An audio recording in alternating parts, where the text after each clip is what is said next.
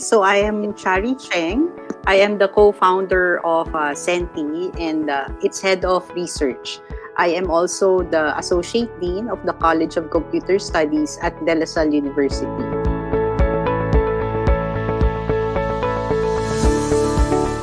In the case of intelligent systems, since they learn from what is fed to them, if what we feed them is data that is biased, it will also be biased. So it's bias in, bias out. If the data that we give them is discriminatory, discrimination in, discrimination out. And the problem with these systems is that it's automated. It is easy to deploy. So unlike us, whatever harm we can do, it's usually 1 to, let's say, even if I have a lot of followers, to a few millions. But for deployed systems, it can be 1 to the entire world. That's how big the effect could be. So, which is why ethical considerations should be early on considered. They should be studied by the people who are building the systems. Right now, it may be hateful data in and then hateful data out. So, could you just imagine creating systems that have those problems? So that's why it is important. So in the end, it is us humans. We should be the ones who should be reflective, who should be careful, and who should be cautious of the data that we use and the applications that we are building that will influence the output of these artificially intelligent systems. Tapos second, we have social issues, real social issues in the world that collectively as humanity we need to address. So we have to be careful, since we are building systems, we have to be careful that these social issues don't get propagated through the systems that we build. So if we are not careful with the data that we use, if we are not careful with how we build applications, we might actually be creating artificial systems. Although they are intelligent, they are still artificial systems that we created that propagate this issue. So they may be prejudiced, they may be discriminating, sexist, racist, hateful. They may even be liars because we can be feeding them fake information, diba? And these are things that we do, which is why we need to be careful. That's why the ethical considerations are very important. Third, we use so many resources, both mental and then computational, money rin. We painstakingly spend time building these intelligent systems. And for what reason? And I would always hope that it is because we want to help or improve human experience, improve the society, and even humanity. But I hope that's the end goal.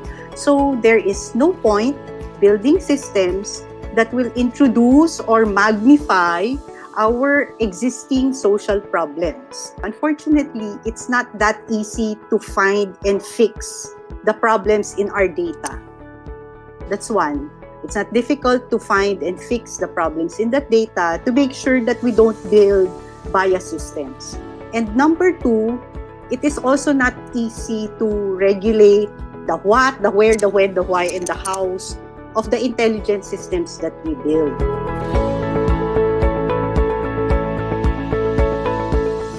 So let's say I have a big company and then I receive so many resumes in a day.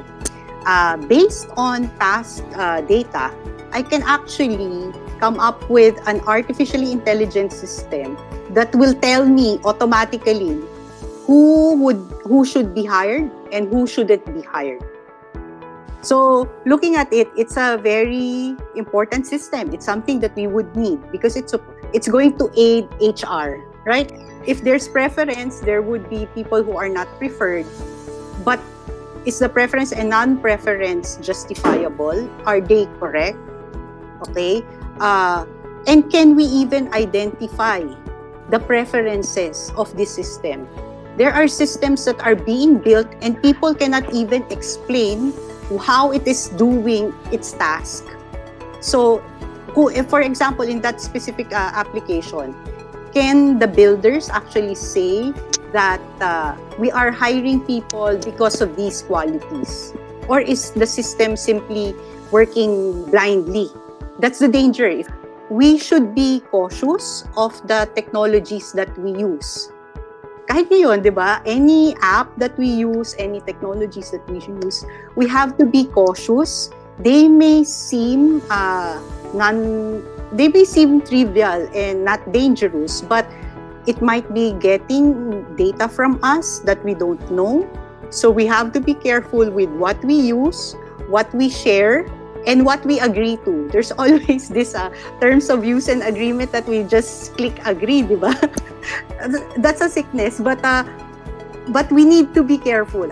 Ako rin, I am guilty of that. Sometimes I just click, I don't read them anymore. We have to be conscious of that because they can be used in a way that we don't want our data to be used.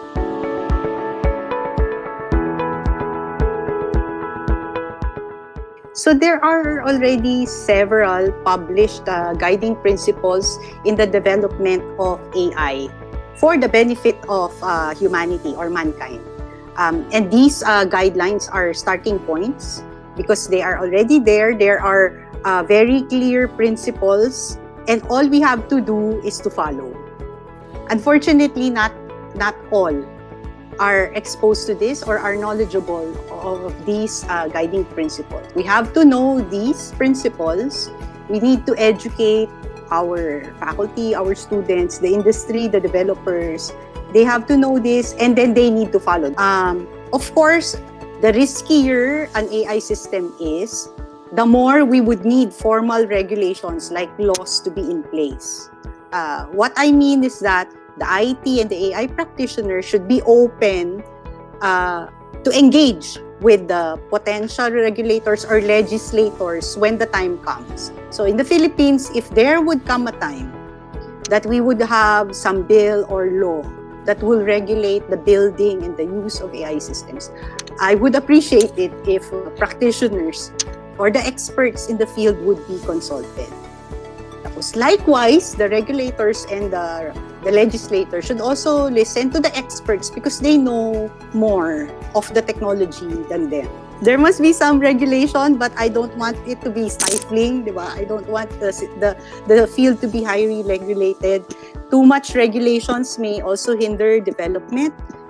So I am Chari again. So I encourage people to be part of this field.